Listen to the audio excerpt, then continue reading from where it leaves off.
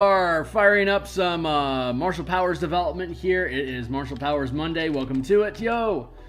Give me a second here to check my signal. Make sure everything sounds clean. Sure does. Coolio. Okay, great. If you are still on Twitter and you're following me on Twitter, I've just posted that I'm live on Twitter. Otherwise, give me a moment here to punch some buttons in the old Discords to let folks know that I am up and running. So I'm Phil Kearney. I build 5e supplements and publish them on DMsGuild. Now there's a link down below to DMsGuild. It's got a slew of work that I've already done. Everything that I publish is I always make it available for you to view cover to cover, so you can see the whole thing, so you know what it is that you're paying for before you pay for it. So go ahead and be welcome to check those out. You can see here on screen the bundle, 5 color mana spell point variant rules. That is what I am showcasing in that bundle down below that this Marshall Powers project is complementary towards. But we build books, so we do all the text here on screen, and then we build out the artwork, and then we do the page layouts, and then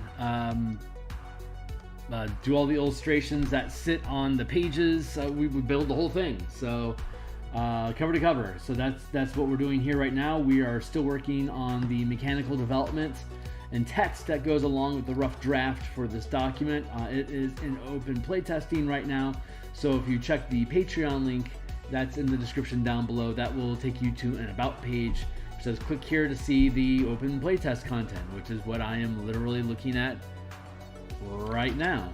So you can tag along with me. We've been chewing on power paradigms for a while now, and it's boy oh boy.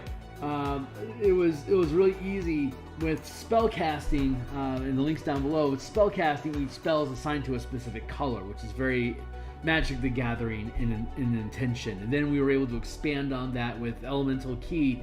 It's like, well, this 5 color mana system works. What about a 4 elemental system? So then we built out the Way of the 4 Elements monk, so that if you could have a mix of air, earth, fire, and water disciplines that you would be able to channel pretty much at will by spending mana. And the idea there is that if you're going to channel an air discipline, then you're going to burn at least 1 point of air mana to do so, or air key to do so. If you want to use a water discipline, then you spend at least 1 point of water key in the process. You know, things could be anywhere from 1 to 5 points depending on what level of a spell it is that your discipline's converting into, or just how much damage it is that you want to channel when you're doing an elemental strike. So that was pretty straightforward. Each one of those, each of these products, the 5 color mana system for spells, is pretty much siloed inside of 5 colors. The elemental key book is siloed inside of 4 elements. So all you have to do is talk about each specific paradigm because it's relevant to that document, which of course you can read all of in the link down below in the DMsGuild bundle. Just go ahead and click on one of the books, click on free preview, and check it out. But this Marshall Powers book has been a little bit more complicated because we built a system here that is generic key.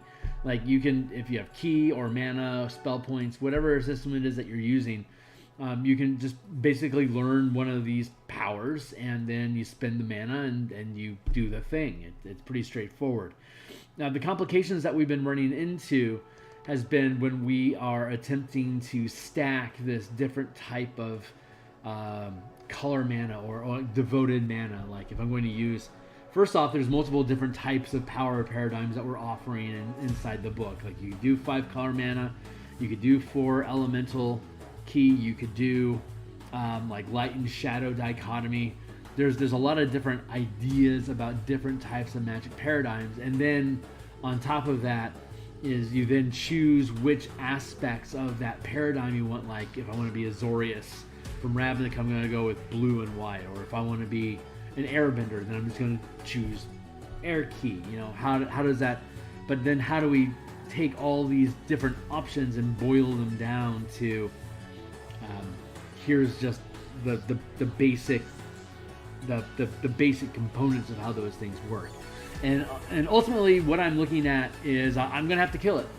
I'm probably gonna have to end up throwing away the idea of devoted key or devoted mana. I think it's just too complicated for what this product is. Granted, you can multi-class with this into the 5 color mana spell point variant rules. For instance, you could be a wizard fighter and then take the martial powers paradigm and then start using your mana from the fighter with the mana from the wizard to have one combined spell pool. And since your wizard, if it were Azorius, would be using blue and white mana, then the mana that you're gaining from your fighter with the martial powers book would automatically fold into being either blue or white. But when it's the martial powers book itself, doesn't really matter that much.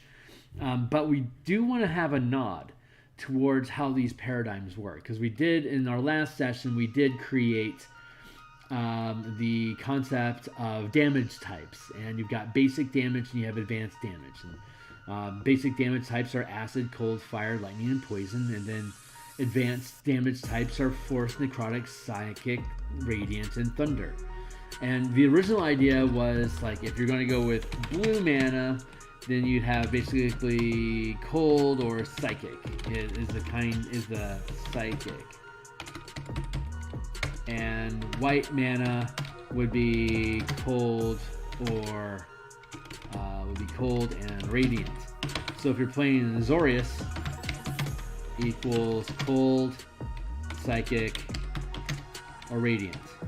Those are basically the 3 types of damage that would be available to you as an Azorius character that's channeling both blue and white mana. However, we're having this technical grind issue. So what I think I want to do is just approach it differently. So damage by themes.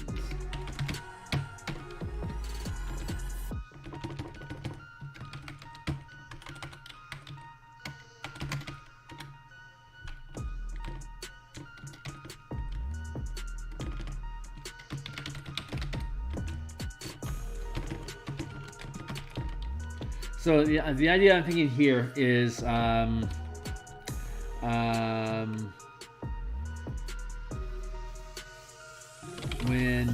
let's see, damage type by character themes.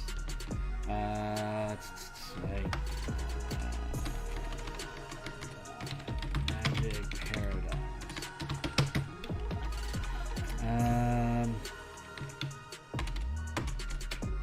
Let's see. We've got boy oh boy, how to make it clunky.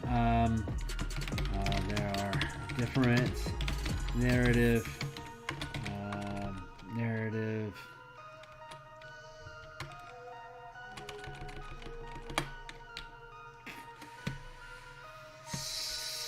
How do I want to word this? So let's see. Elemental paradigm. There are 2 types of damage devoted to each of the 4 elements.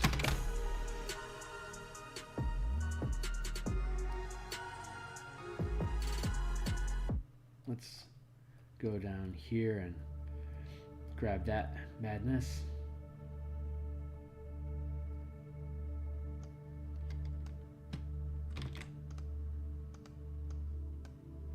Come on, yo.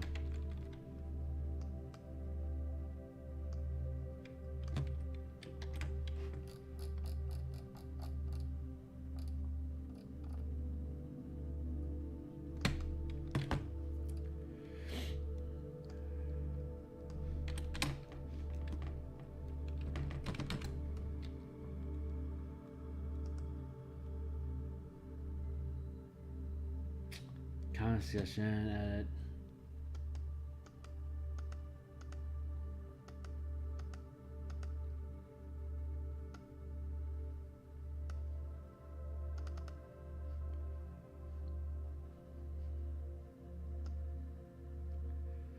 There we go.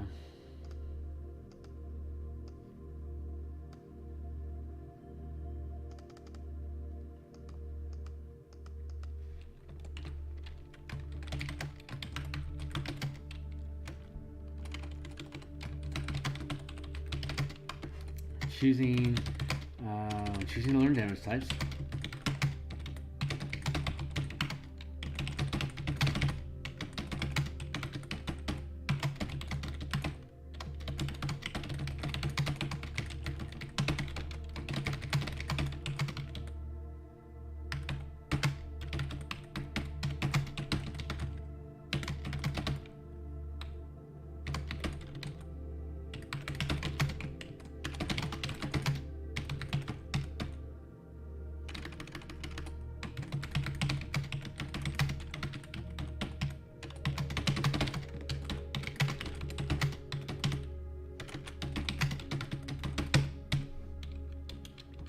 The 4 elements magic paradigm is divided into 4 aspects: fire, earth, air, earth, fire, and water. Each element has basic and advanced damage types: air, lightning, thunder; earth, acid, force; fire, fire, radiant; water, cold, psychic. When choosing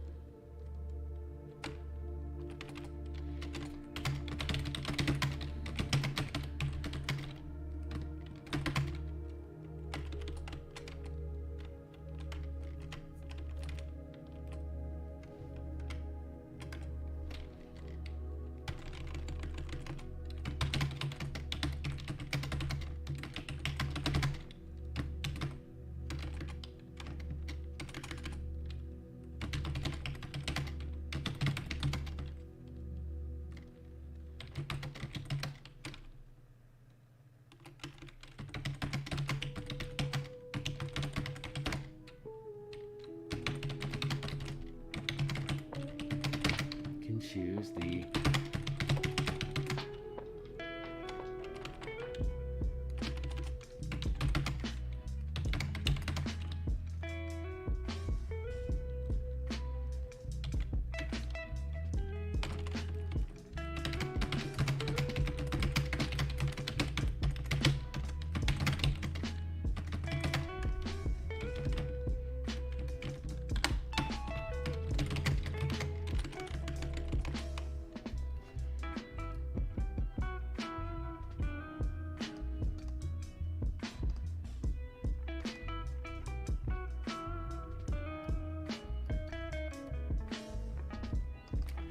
There's powers above, have a default damage type included in the description. You can learn how to channel the damage type of your choice when channeling mana to deal damage with a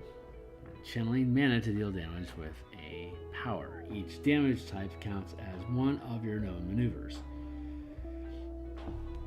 one of your known powers. Basic damage types can be learned at first level, while advanced damage types can be learned at 5th. Basic and advanced. Damage type by magic paradigms. When choosing to learn damage types, consider the magic paradigm you want your character to represent.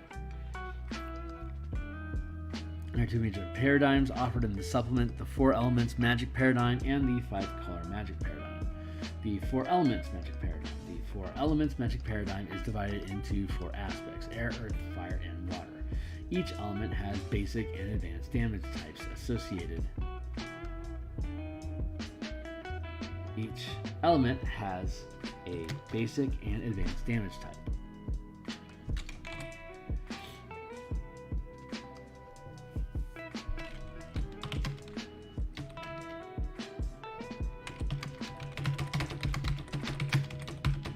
In an elemental magic campaign, choose which aspect of elemental magic you want to devote your character to.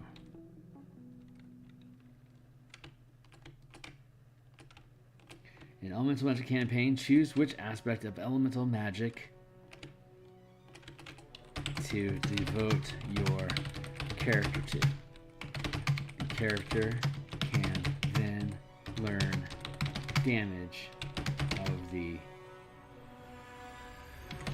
chosen aspect. For example, if you wish to channel air magic,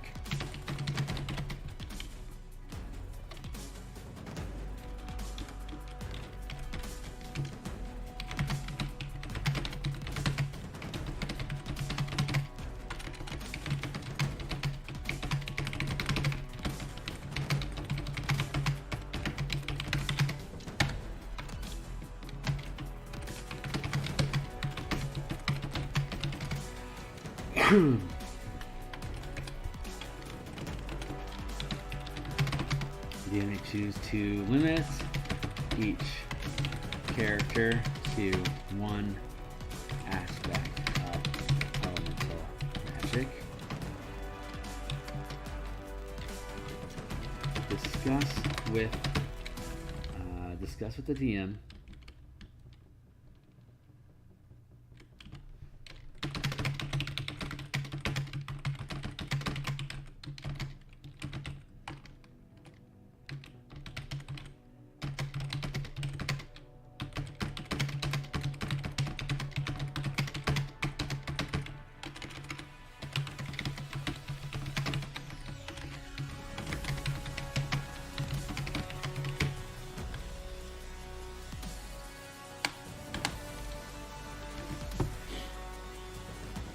That is very straightforward.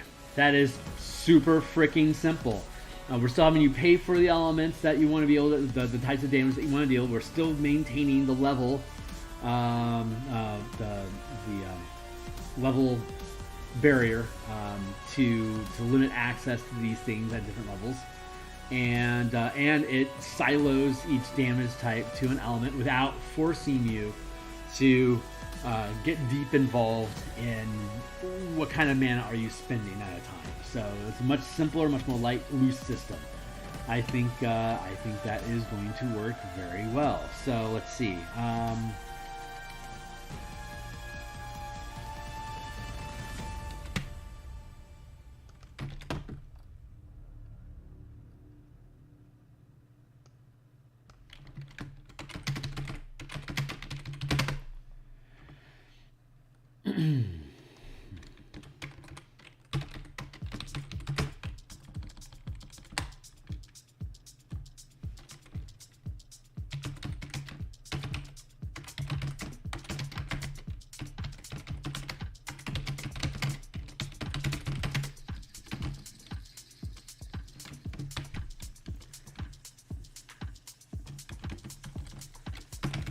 Into 5 aspects: white, blue, black, red, and green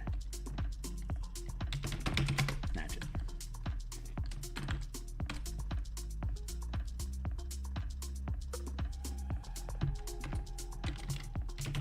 Oops, I better set a timer.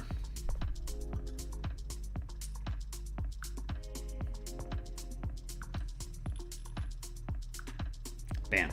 All right, we're up and running. The 5-color magic paradigm made famous by Magic the Gathering is divided into 5 aspects: white, blue, black, red, and green magic. Each color has a basic and advanced damage type. So let's go fetch what those are.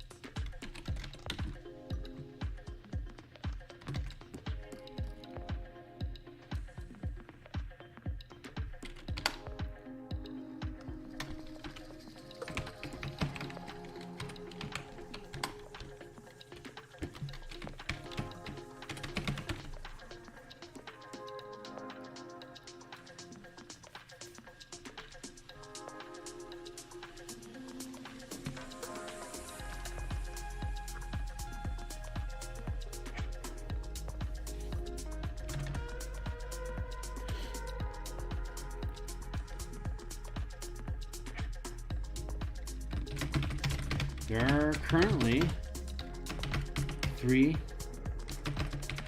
different settings published for Dungeons and Dragons. Hey, Dragon King, good to see you, my man. We are locking down the language for paradigms and damage types today. So we've muddled over it over the past 3 or 4 sessions, and we keep simplifying it and stripping it down and making it more and more easy to integrate and understand. And we've gotten ourselves down to the point where we are today. So where we are today is in our previous session, we had built out options for purchasing damage types. So when we go back to and again, this document is available in the description down below. You can click on the Patreon link. It'll take you to an about page, which basically explains what the martial power system is and provides you a link to this open playtest content that we are looking at literally right now. So be welcome to jump in and tag along if you want, but you can just watch and play along. So you have a number of known powers, right? So you have anywhere from 2 to 15 powers that you can know over the course of a character, whether it's a single class or a multi-class. It stacks. So like a 3rd level ranger, 7th level paladin would be a 10th level channeler. So you'd have a total of 10 powers known. And as a hybrid character, you'd have 3rd level is 6 as a ranger, and then 7th level as a paladin would be, you'd have 20 mana that you could have on a long rest. So each rank of power from 1 to 4 costs the corresponding amount of mana. A 4th rank power costs 4 mana. A 1st rank power only costs 1 mana, but you can up channel up to 5th using the half casting or hybrid progression of 1st level, 5th level, 9th level, 13th level, 17th level, just like a paladin and a ranger would.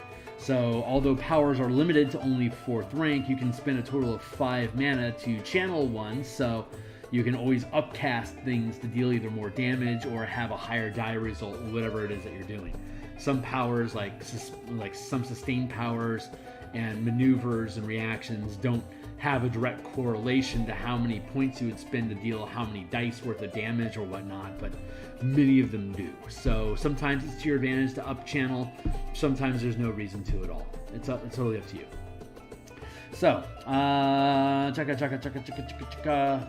let's see. Okay, so what we're talking about is powers and damage types. So there's a slew of different things that you can learn powers with on top of just different powers themselves, but you can also spend powers, known powers, to learn feats. Obviously, this will go through some reconfiguration once we get into 1st edition, into 1 D&D, but for 5th edition, here's the level and the rank at which you can learn these things at. 1st level is 1st level, and then 2nd rank powers are 5th level. So instead of learning any powers at all, you could just learn a shitload of feats if you want instead. It's like, I don't want to deal with mana. I don't want to monkey around with that resource thing, but I love the idea of having lots of feats. So you can, instead of learning any powers at all, you can just throw away your mana pool and just have a crap ton of feats, as you can see here. But another thing that you can do is learn different damage types. So like instead, so you get 20 powers, say at first level you learn 2 powers, so I could learn 2 feats if I wanted, or I could learn 2 exploits, or I could learn like an exploit and a strike, or 2 sustained powers, whatever I want. And then I spend mana whenever I use those powers. If instead I wanted to learn damage types, here are let me get back up to the damage types. So here's the types of damage that you can learn at 1st level, and here's the types of damage that you can learn at 5th level, which is 1st rank and 2nd rank.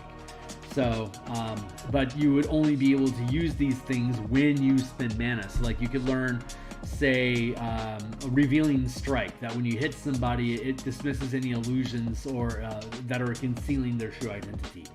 And if you, say, learn the fire damage, you could, when you spend that point of mana to use revealing strike, you could choose to either do your weapon damage as normal, like say slashing damage, or since you learned fire, you can instead choose to do fire damage instead of just normal damage, because you spent a point of damage. The damage that you deal is the corresponding type. So, time to beat chef and to be the best chef in my Paladin Holy Order. Hell yeah, man! That stuff is useful. So, yeah, the basic premise is that you can learn, you can choose to learn different types of damage, and whenever you spend mana on a power, exploit, whatever it is that you're dealing damage with, you can choose the damage types that you've purchased. So we were trying to make things a lot more complicated than they need to be, but basically what we're boiling down to at this point is that if you're going to use a magic paradigm, say the 4 elemental magic paradigm, here are the types of damage that are associated with each of the elements. Air, it has lightning at 1st level and thunder at 5th level. Earth has acid at 1st level and force at 5th level. Fire has fire and radiant. Water has cold and psychic. So the idea here is that if I'm going to be a fire channeler, then I could choose to learn fire and eventually radiant damage as my damage types. If I wanted to learn acid or force, I can't unless I am able to take more than one element, which would be, I'm going to just narrate that I know earth magic, so that's going to let me learn acid and force damage. It's up to the DM to decide whether or not a character can learn more than one elemental type.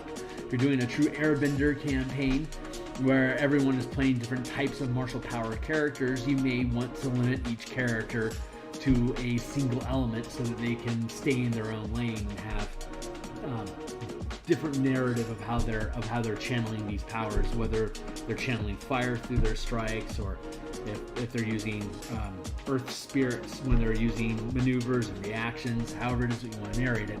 It's up to you and the DM to decide if you can learn more than one paradigm or not. So if I want to learn lightning and thunder, I would be an air elementalist. If I want to learn acid and force damage, I'd be an earth elementalist. There you go. If I wanted to be a water elementalist, that means I'd have cold and psychic damage available to me. Pretty straightforward. Now, the 5 color magic paradigm is a little more complicated.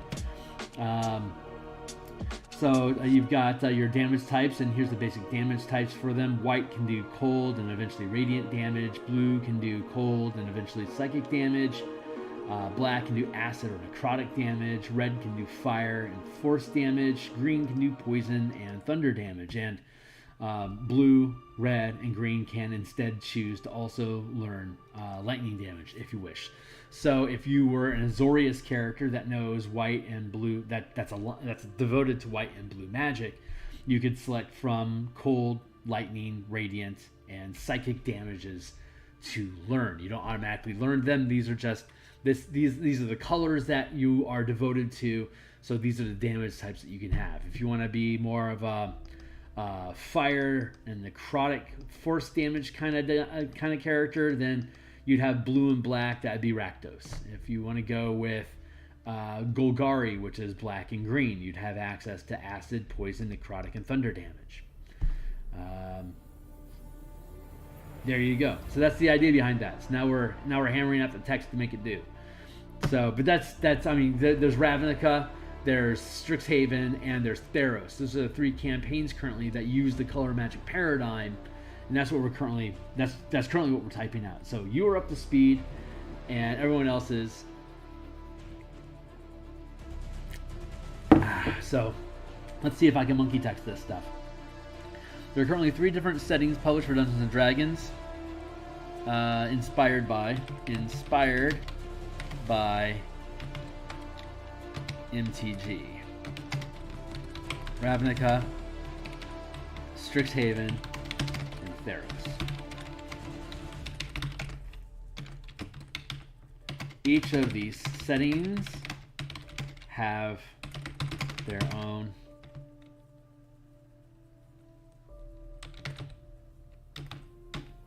have their own paradigms. Ravnica, the 10 guilds of Ravnica, the 5 colleges of Strixhaven, the 15 gods of Theros.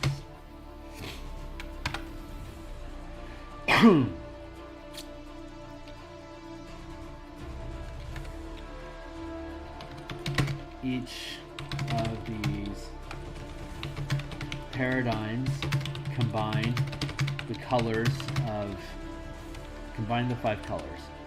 Each of these paradigms offer a unique combination of the 5 colors.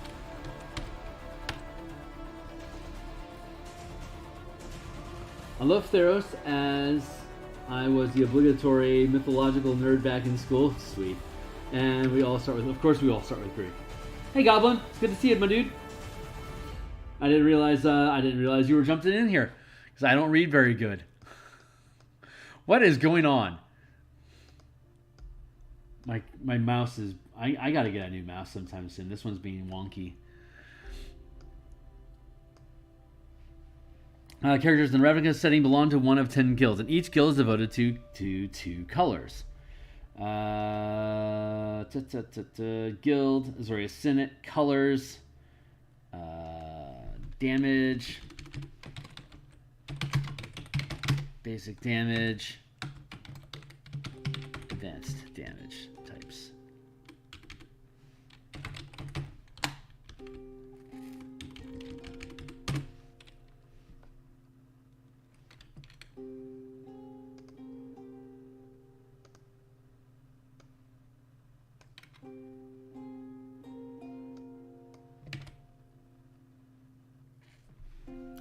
Lord says, reading is for nerds. So I do wish there was a Norse MTG setting, as North myth will always be my fave. Yeah, I don't think Kaldheim... I mean, Kaldheim kind of has that, like, dwarfs versus the giants sort of feeling to it, but it's not... And it's got the rainbow bridge, and it's got... Norse overtones, but I don't think it dives nearly as deep as like the gods themselves, like breaking them down like Theros did. So, but yeah, I think I'm all for it. White is cold, lightning, and then radiant and psychic.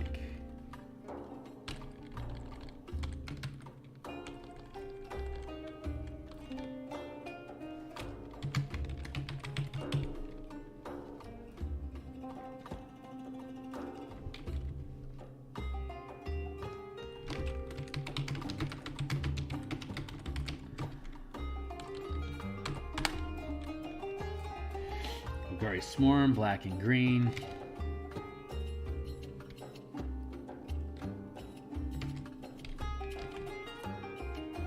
Acid. Lightning.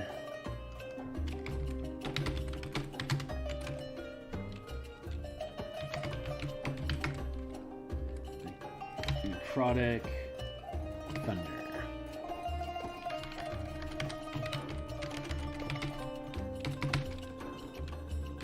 Gruul clans, red and green.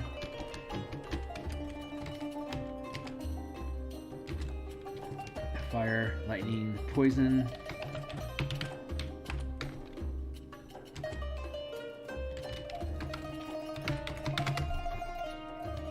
Force and thunder. House Demir. Cold. Cold, lightning, acid.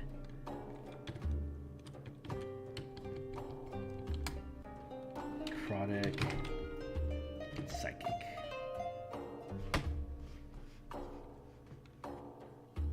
Most of these actually make a shitload of sense considering what Ravnica is.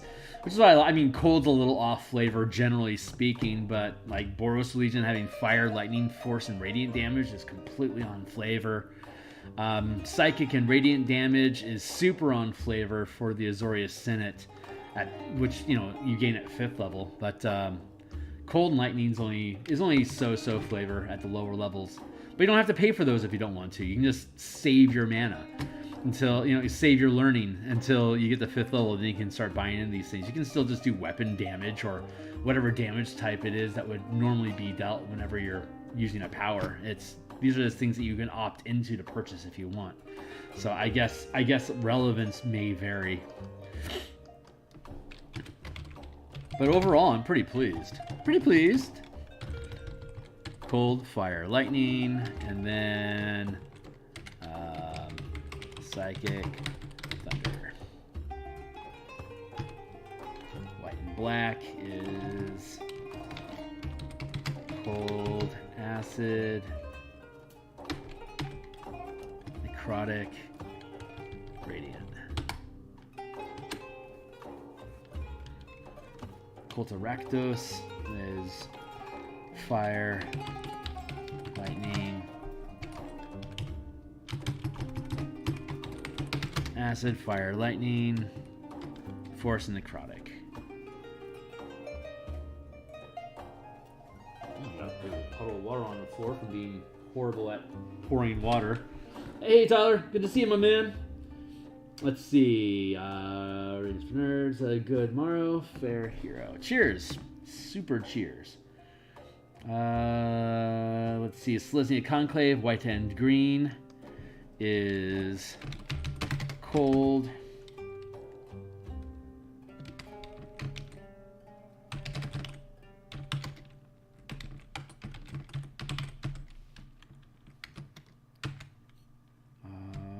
Radiant and thunder.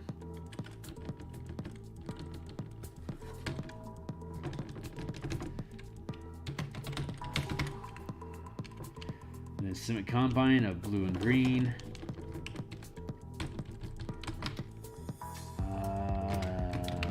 Cold, lightning, poison, psychic, and thunder.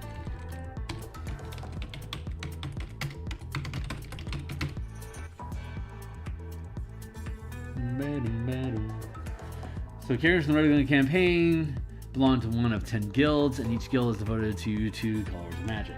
Guild colors: basic damage types, advanced damage types.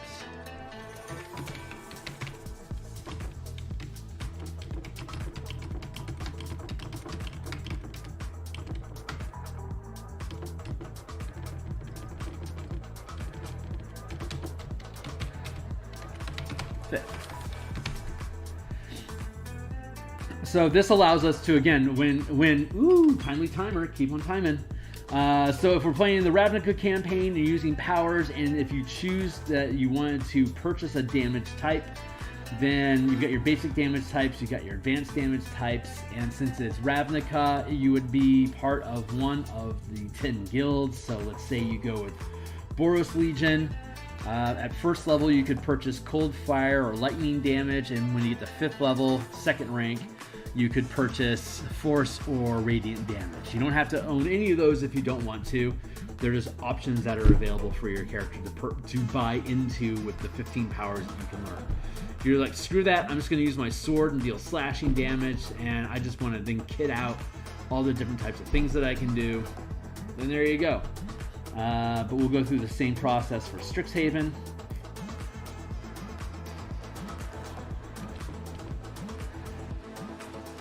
Characters in the Strixhaven campaign belong to one of 5 colleges. Each college is devoted to 2 colors.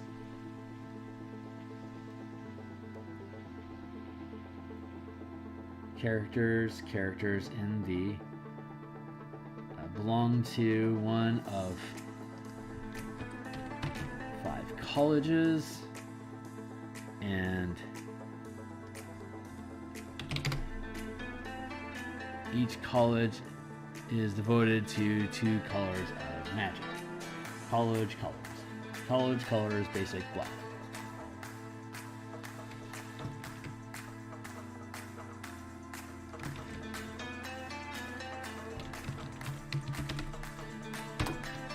college, colors.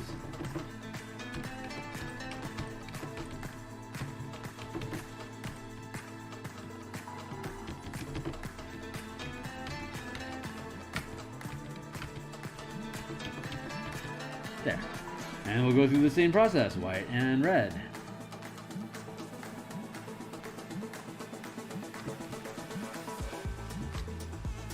Prismari, blue-red.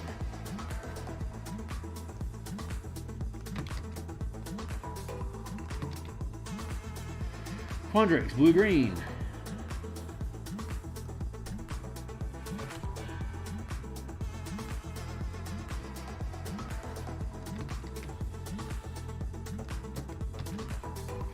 Silver Quill, white-black.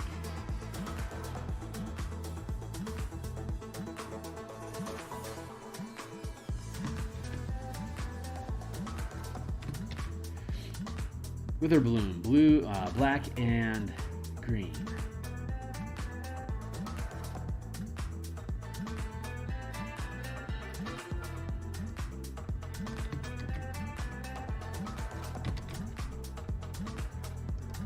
So we don't even need to worry about devoting mana to a specific color type when we use this system. It's just, this is who you are. These are the color options that you have.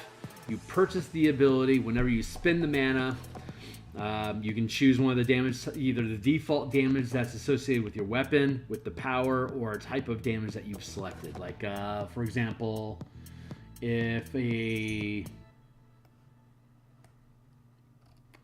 get down into it. If you're going to play say, Rakdos fighter, and you pick up the, say, Goading Strike as a Rakdos character, your weapon deals your weapon damage increases by 1 power die per mana burned. The character you strike has disadvantage on any attacks made that doesn't target you. The creature can attempt to end this effect at the beginning of each of its turn by succeeding an intelligence saving throw. So, say you put, 2 mana into this. So you're going to deal an extra 2d6 damage. If you, as a Goading Strike, the weapon damage type would default to just whatever type of weapon damage you deal. But if, as, say, Rakdos, you purchased, say your 7th level, going up to Cult of Rakdos. But you could choose, you could purchase, say, fire damage, and you could purchase necrotic damage. So when you dealt that damage, you could deal either your weapon damage, your fire damage, or your necrotic damage. So, and again, anytime you gain a level, you can swap out what powers you've learned. So you can pick up damage types and drop them off as it's relevant. So like you could start the game, say at first level, having lightning damage. And then by the time you get to 5th level, you're like, I don't want lightning damage anymore. I just want force damage. So you can then reallocate that knowledge that you've spent on learning lightning damage. You can reallocate it to force damage instead. Of course, you could learn all 5 damage types if you want. But again, you only have 15 powers that you can learn in total. So pay attention to what it is that you want. Like, is that extra damage really worth it for you? Arguably, psychic damage, radiant damage, like all the advanced damage types, they have very few things that have resistance or immunity to them. So these advanced damage types are arguably always worth it by the time you get to that level. You'll have, 6? I think, like at level 5. Yeah, at level 5, you have 6 powers that you know. So by the time you have access to this, you could always learn an advanced damage type, which helps negate any kind of resistance that things may have against you. Of course, whenever you're channeling a power, your weapon's considered magical anyway. So it isn't even like you have, if you're using a sword, you're automatically going to be doing magical slashing damage whenever you're dealing damage with a martial power weapon. So it's not even necessary to pick up any of these damage types if you don't want to. Magic weapons are just built into you channeling damage. But this is just some extra flavor that doesn't really have that huge of a mechanical impact on things. Like by 5th level, you can choose a damage type, and virtually everything you're going to fight, very few things are going to actually be resistant to either the magical damage that you're going to be able to deal just with the native weapon that you're using, Or if you just want to put some pepper on it, you can choose to pay to learn an advanced or even a basic damage type.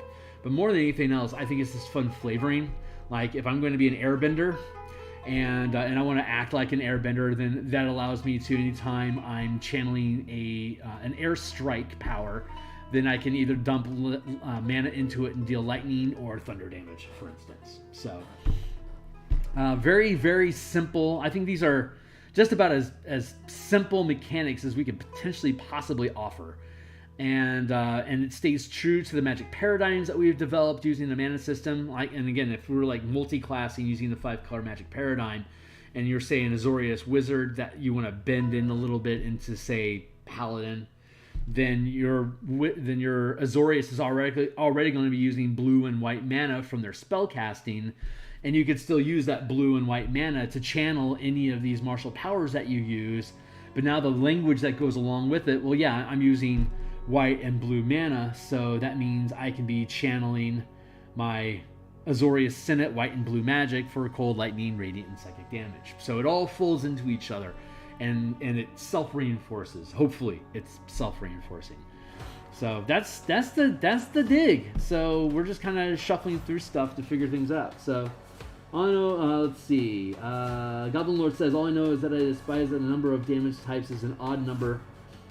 But this is fascinating. Oh yeah, because there's bludgeoning, slashing, and piercing damage are 3, plus the actual 10 base damage types. So there's 13. So yeah, you're absolutely right. Goblin Lord says, I'm going to be an airbender, barbarian who is totally not Thor. But you could totally be, like I said, you could totally be Thor if you wanted to. You could definitely pull off a Thor, a Thor motif with the 137 some odd powers that we have available. You only get 15 of them, but we'll offer you 100 and how many is it? Sorry, I gotta brag for a second. Yeah, Jesus, 167. Oh, that also counts. That's including the feats. So it's a shitload of options, my friends.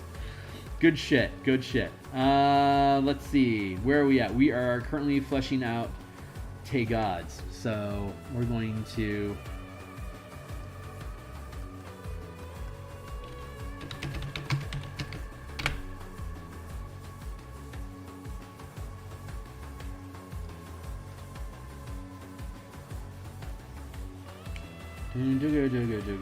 let's list them all out. So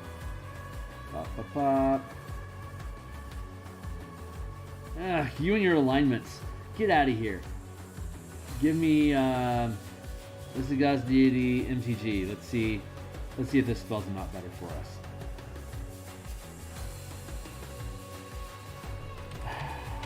MTG Theros Gods by color.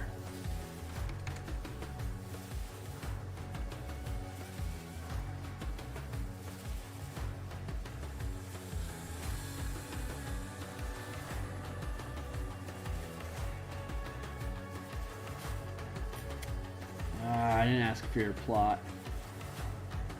Theros, Scriborn, Journey references. Oh my god! And the biggest problem in this stream today is just finding the freaking list. God bless you, Dice Try. Maybe you'll break these things down. I love Dice Try's channel, man. This guy is amazing. Let's see if he's breaking things down for us. First kind of list. White. We'll reshuffle them. Heliod. White.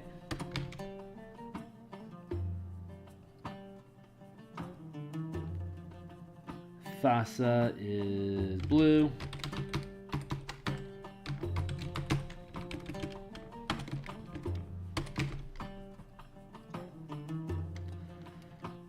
Erebus is black.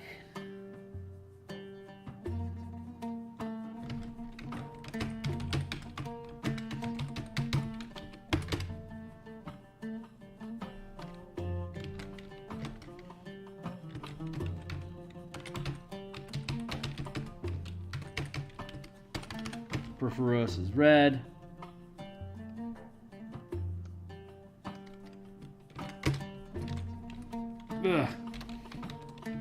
Clothis.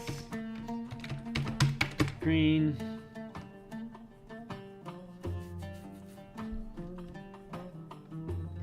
Clothis. I don't know how to spell these things at all. Like, this is by far my weakest. Let's go with Nilia.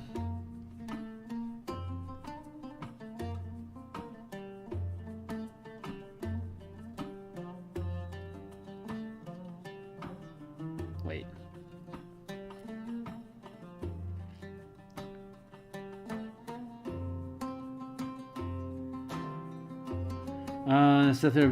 We were introduced to one of the oldest gods of Theros, the other being Crufix.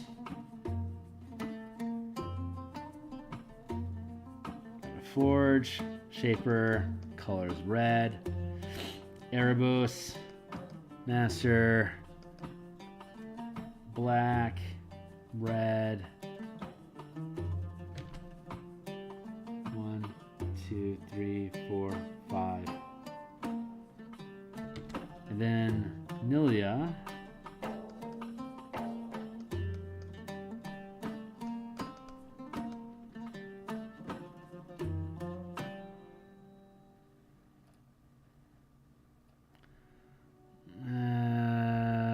Color black and white. What do I not understand? Perforos. Clothis.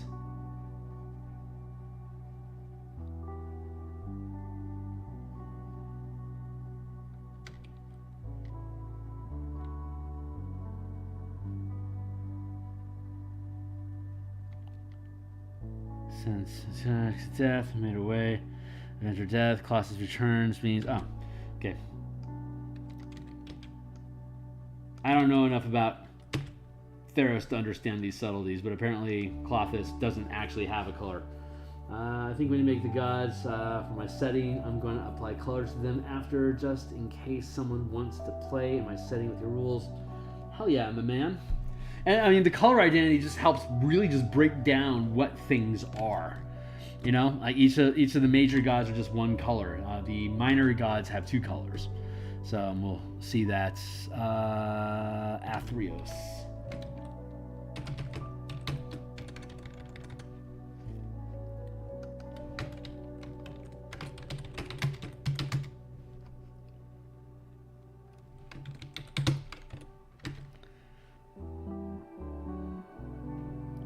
White,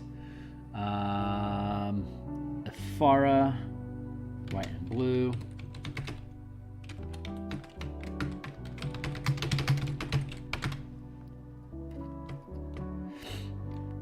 Eros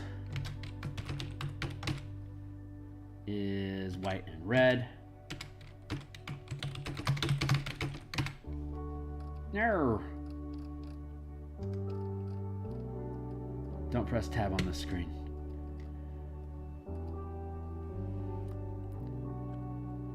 Karametra.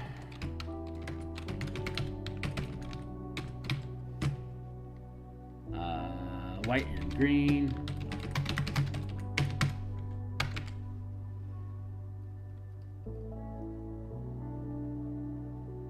I know so little about these gods. Keranos is blue and red.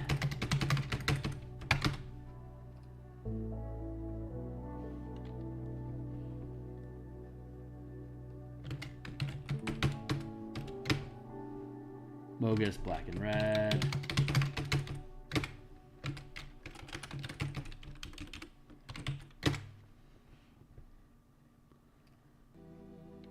Crufix.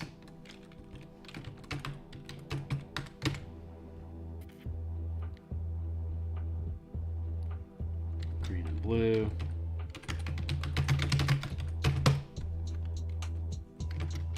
Weird.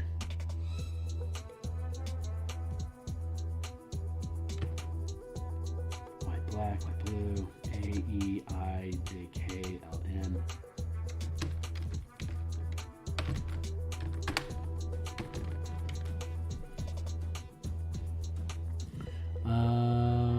Ferica, green and black,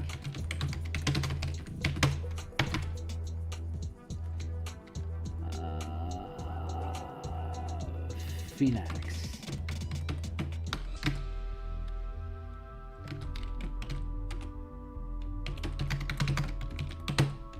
black,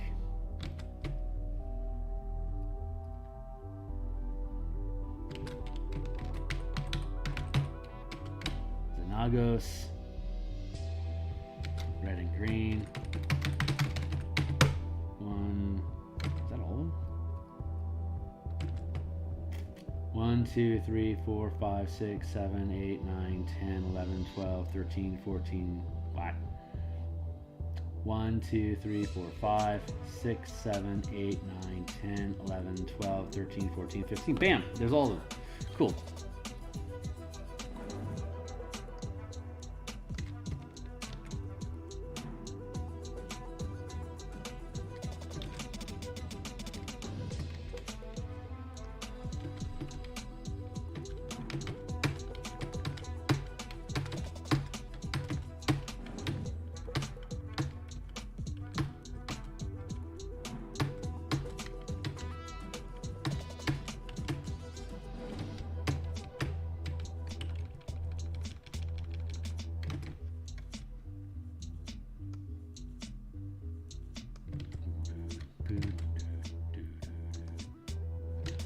Alright, white is cold.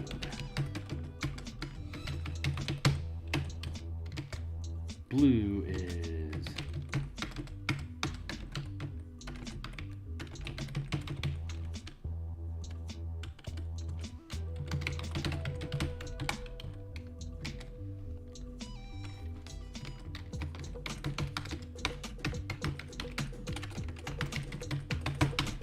necrotic. Red is fire, lightning. I think more than anything, I'm excited about today because I finally get to move on. I get to finally move on from the power paradigms. They're so simple at this point that they don't really have to eat up too much space anymore. Very, very happy about that. White and black.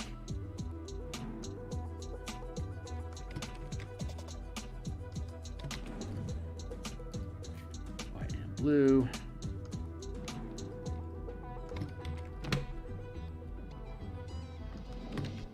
White and red.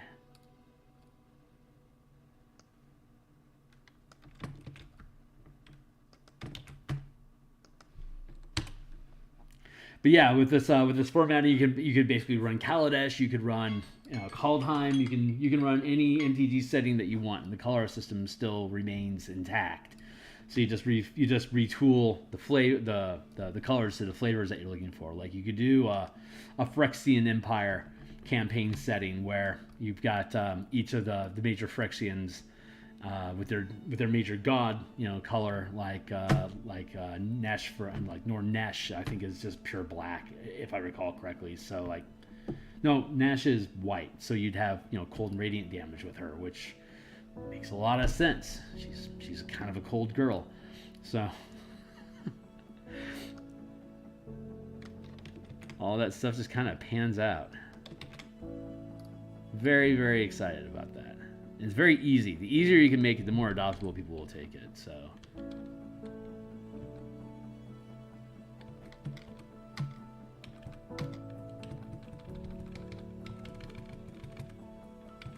yeah. Which one's the next one? Blue, red.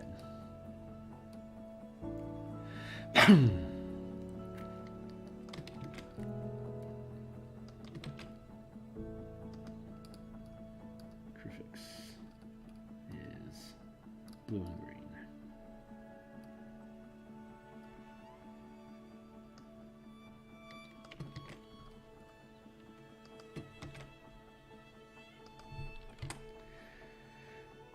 Black and red, Rakdos.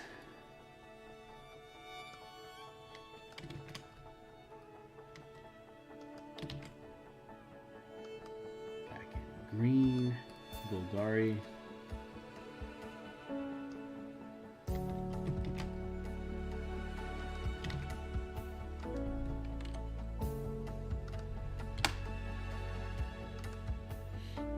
Blue and black. Demir.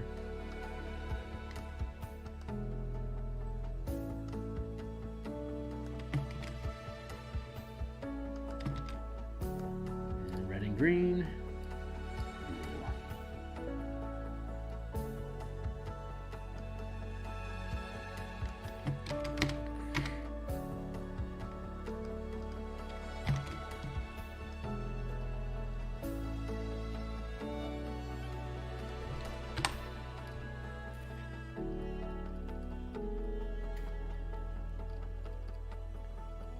Gear.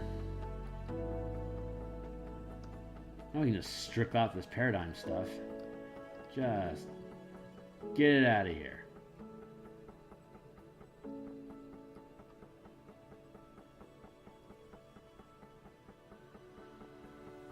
Nope, don't need that. Don't have to worry about that anymore. Don't have to worry about that anymore.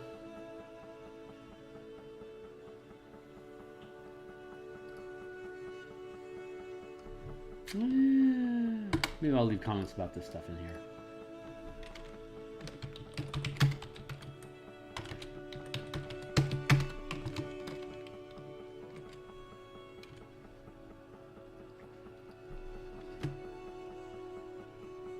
Somebody pretends to be a Mogus. Does that mean we have an imposter? A Mogus. I think that's a joke I don't get. I think you guys are talking over my head. Aren't there 2 gods for each color? No, there's multiple gods that have each color. So like there's the 5 primary gods, and then there's all the minor gods, which I just laid out. Burp.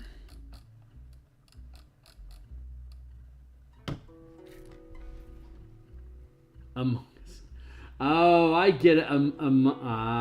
Amigus. Okay, I get it. That's horrible. Minus 1 IP. I feel uninspired. You got your feats as powers. I'm thinking feats should go before energy types.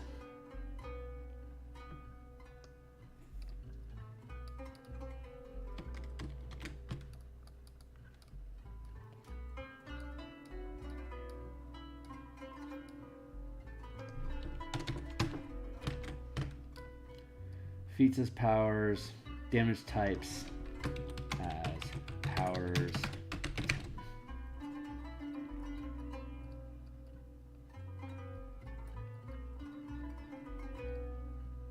And then we got meta power feats.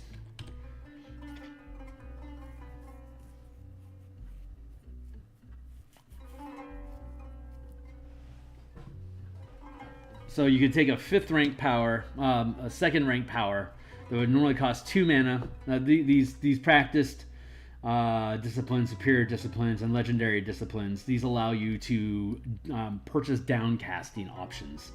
So like if it's a 2nd rank power, if you purchase the power twice, then you can drop it from requiring 2 ranks down to only, it requires only 1 mana instead of 2. So superior at 9th level, if it's a 3rd rank power, you can purchase it twice to drop it down to 5th. You can purchase it a 3rd time to drop it down to a 1st rank power. So these are still gating when you get access to it at 1st rank, 2nd rank at 5th level, 3rd rank at 9th level, 4th rank at 13th level. But this is letting you buy down its level. So by the time you get to 13th level, you could choose to purchase the power at 4th. Then you could legendary discipline drops it down to 3rd.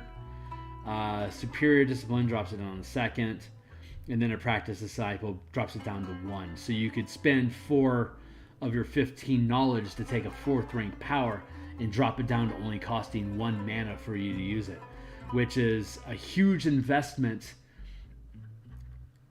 but you're already going to be a high enough level that it's in curve with what your characters should be able to do, but now it's just letting you spend your mana more efficiently to use it. So there's a bunch of sick shit that you can use. You know, that you can use that stuff on, like frenzy, while sustaining this power whenever you attack. Whenever your attacks drop a creature. This is a channel. This is a sustained power. So it requires concentration. Requires 4 mana to use it, unless you buy it 4 times, in which case it would only require 1 mana. So while you're sustaining this power, whenever your attack drops a creature within 30 feet of you to 0 hit points, you gain advantage on all attacks until the end of your next turn. And if you lock it, not only are you gaining advantage, but you can make an extra attack as part of your attack action. So that would be ridiculously expensive for you to pick that up. But if it's what you want to do, then at 13th level, when you get access to it, having advantage on your attacks, it ain't so broken.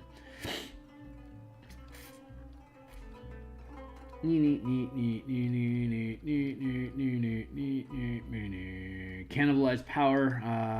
When you roll a power die, you can roll hit dice instead. Doing so spends the hit dice in addition to the mana cost to channel the power. For example, a 6th level barbarian burning 2 fury points to add 2 power dice to the damage roll while channeling a strike power can choose to spend 2 hit dice, rolling 2d12 instead of the 2d6 power dice. So, because a barbarian has a d12 hit die, and at 6th level he only has a d6 hit, his power die is only d6. So, and this is something you could learn for now, and by the time you get up to higher level, you might not think it's valuable anymore, and you just swap it out for something else.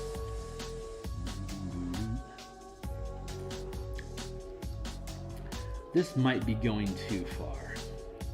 We might limit it to Practice Disciple, allowing you to drop the power only by 1 instead of all 4. That might make a little bit more sense. We'll feel that out. Power gear, we already have power gear built. Mana crystals. What's next on our to-do list? Since we've now resolved. Coming up, Magic Paradigms and Damage Dice. We have resolved that. Double check on thrown versus ranged weapon powers, revised power and balancing ranks, building examples of creatures of each rank using martial powers, DM toolbox,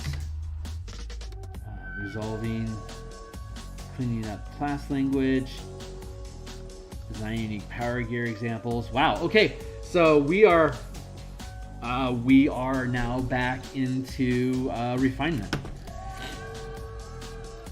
How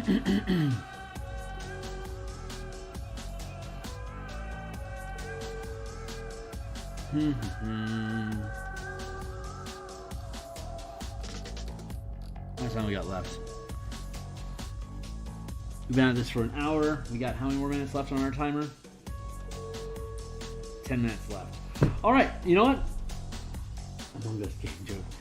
This is yeah. So right now where we're at is basically refining the list of powers to make sure everything's in curve with each other.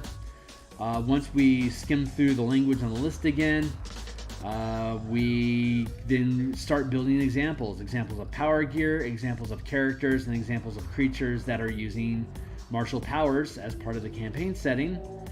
And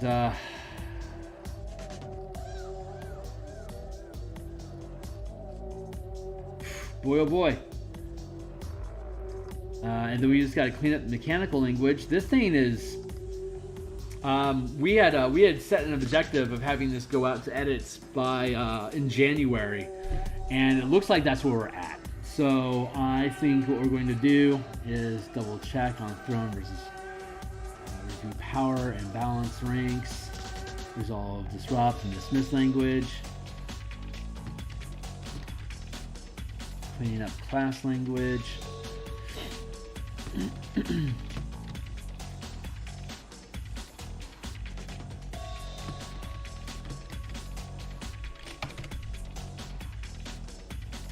So I've got a week off next week, so I won't be on Monday the 26th because my gal and I have the day off together, which is rare because she has to work like all the freaking time.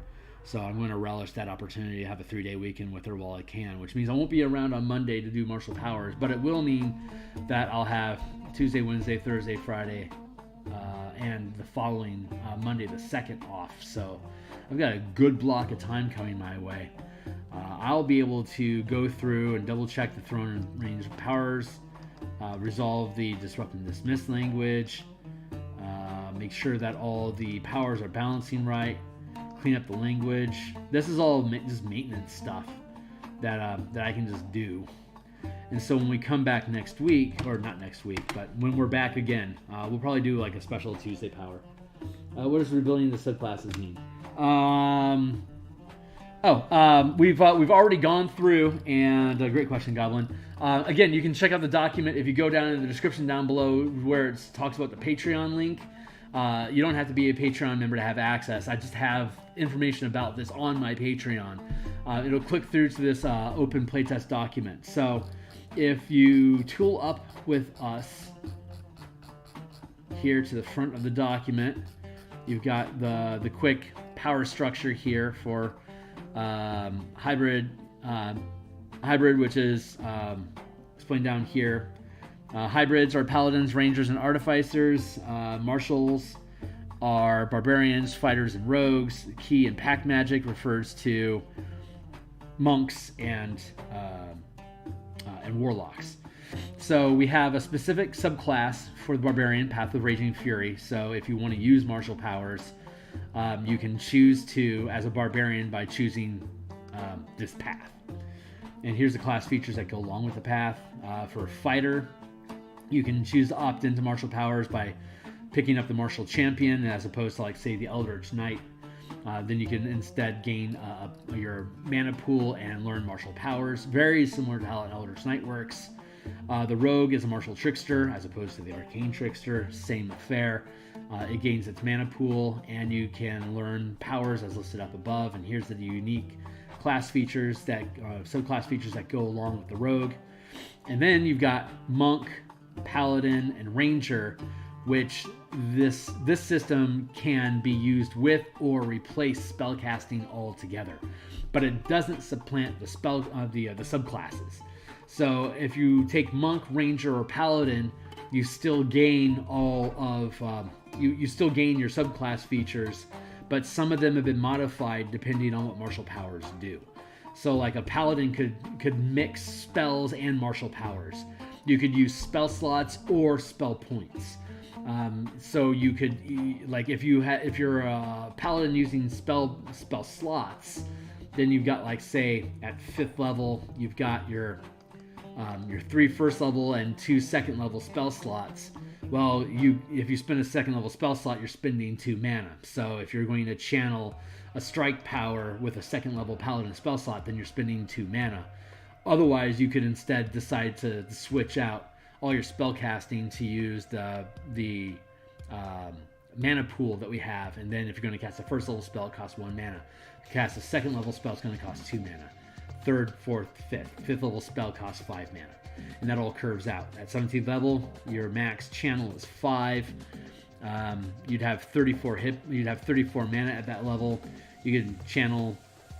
You could cast 6 5th level spells at 5 each, and then you'd still have enough points left over for 4 mana to, like, a 4th level spell, or a 3rd level and a 1st level spell, or 2 second or 4 first.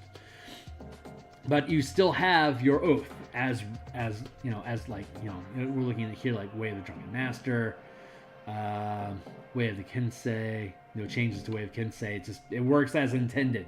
Now you have martial powers on top of it. Go down on the Paladin. We modified how Divine Power works. We modified how the Improved Divine Power works, so that replaces Divine Smite and Improved Divine Smite. We have variant class features that go along with it, and then have all your oaths. So here's the basic premise of how oaths work, and then here's the oaths are virtually unchanged. So the only thing that changes is the Channel Divinity, Harness Divine Powers, Cleansing Touch, and Capstone features. But otherwise, none of the Paladin oaths actually need to change at all. Rangers did have to go through mechanical changes because of the way that they like you get a D4 once per round, stuff like that. We got to swap out how a lot of those things work, and those are all detailed modifications here. We went through all of them, and that was back on, I think, on stream, I want to say like around stream 18 or 19. We went through all of these individually, so you can go back to the playtest, to the playlist for us walking through all the mechanical changes for each and every one of these things. Then you got the variant spellcasting for warlocks, being able to replace invocations with instead with strike features or other martial powers. The artificer variant, artificers only learn spells, but you can spend infusions to learn powers, so you can build like a martial weapon that's infused with a strike, or you can build like martial boots that are infused with an exploit or a maneuver, for instance. The artificer has to spend their infusions to learn martial powers. So that's a way of being able to keep the artificer from being completely dominant in everything, by making it eat infusions to learn powers. And then it's got specific here, mana crystals to get a larger mana battery, empowered weapons where you can channel strikes through that. And then we have the multi-classing rule for mixing, channeling, and spellcasting. But yeah, that's the basics of it. Rebuilding meant making the other subclasses with martial power things. Making the other subclasses, well, to an extent they are as necessary. Like we want to have, like for example, the Swarmkeeper at 3rd level, gathering swarm. It works as source, and then once per turn, when you hit with an attack roll, you can target takes 1 power die piercing damage, as opposed to a predefined D4 once per round. So once per turn, when you hit with an attack, the target gains 1 power die piercing damage. And so at 6th level, it's a D6. At 3rd level, that's when you gain your Swarmkeeper class feature, and at 3rd level, you're using a D6 power die. You're using a D8 power die at 9th level, but target gains 1 power die at 9th level at 18th. Yeah, I did have to fix that. So I actually do need to go back through and do need to clean these up a little bit, make sure they're compliant, because we had some level changes along the way. Like it used to be you wouldn't gain third rank until 11th level. Now it's you gain at 9th. So you have that change. And then these things literally don't change. But so the power system allows you to, on top of being a Swarmkeeper, instead of learning spells, you can learn martial powers to help supplement your combat capabilities instead of just spellcasting. So is that coming up tick already done? Well, technically we need to we just need to go through these things to make sure that everything is still properly aligned. Like this one looks like it's probably 11th levels when you get the feature. As a reaction, you regain use. Magical Nemesis, as a reaction, when you see a creature within 60 feet casting a spell or teleporting, target must succeed a wisdom saving throw or effect is ruined. You can regain use of these features when you finish a short or long rest, or when you spend 3 mana to do so. So for the most part, these things are already resolved, but I left them down there in the list of things to do to make sure that I didn't ignore the fact that I need to go back through to make sure everything is still compliant with the current level scaling and the different power dice that they gain. It's been a while since I've touched these things, so I need to go back through to make sure they all read cleanly. But I don't necessarily think that's something I'm going to actually do on stream. So let's go back down here to look at the stream. Next time I'm back on streaming these things, my goal, let's see, get through the power gear, DM stuff, creatures using powers. So next, coming up,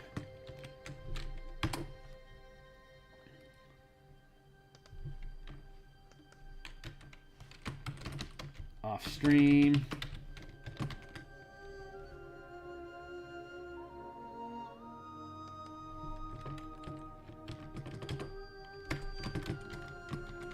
Okay, so coming up, next session is going to be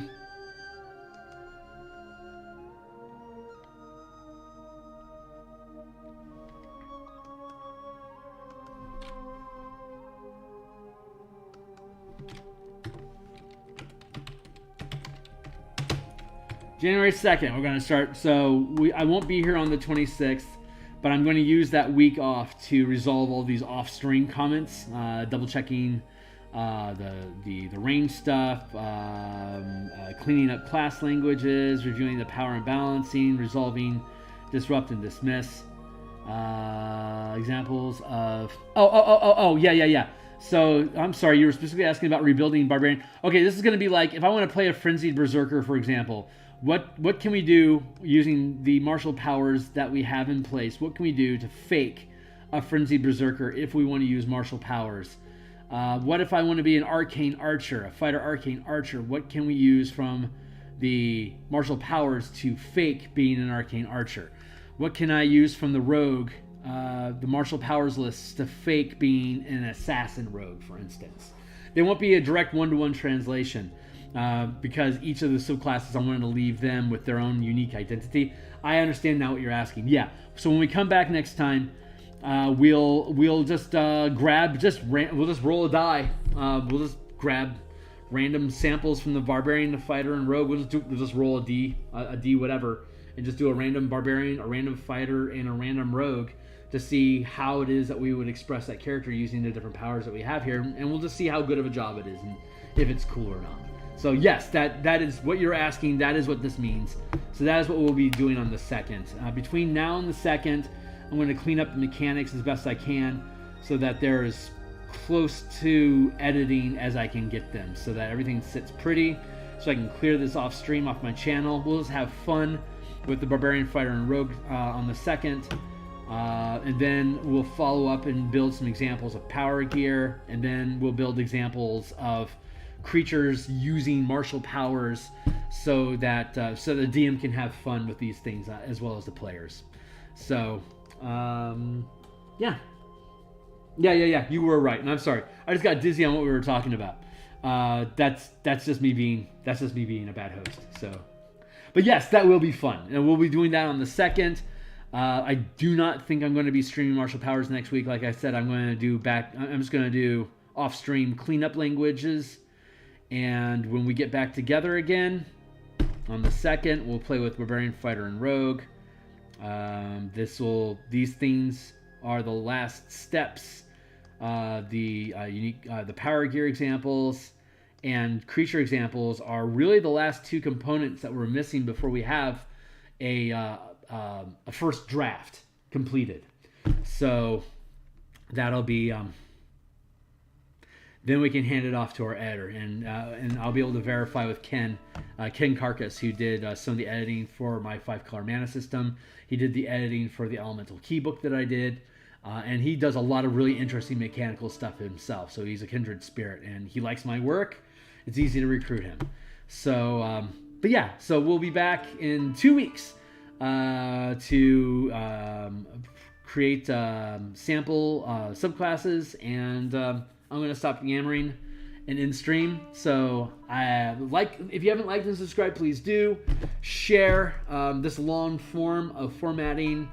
YouTube doesn't really know what to do with me, so we need likes and subscribes so that YouTube recognizes this long form of developing stuff. And once this gets built and Ken hands it back, we'll drop it in the layouts, and we'll lay out the pages, and then we'll see where the holes in the pages are. And then we'll take those and we'll drop them into Photoshop, and we'll paint illustrations that are relevant to whatever's going on that page, that whole process. And if you want to see some of that process, you can check out the Elemental Key playlist.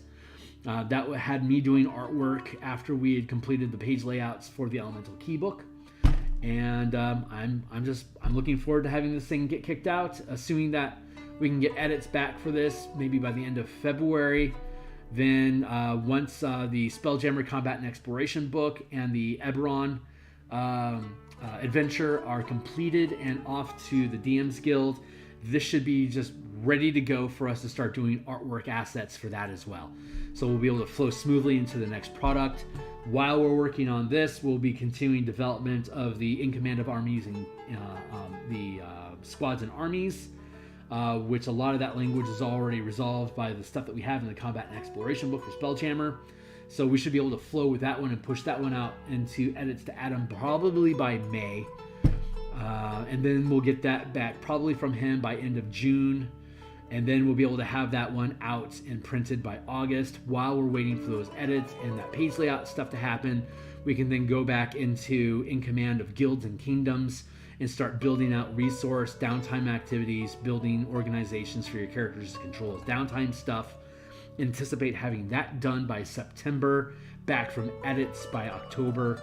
So that probably means that Guilds and Kingdoms will be finished by this time next year.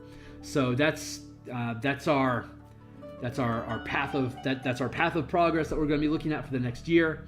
Hopefully we can hit the marks on that stuff, but we're only really, it's golf. We're competing against ourselves.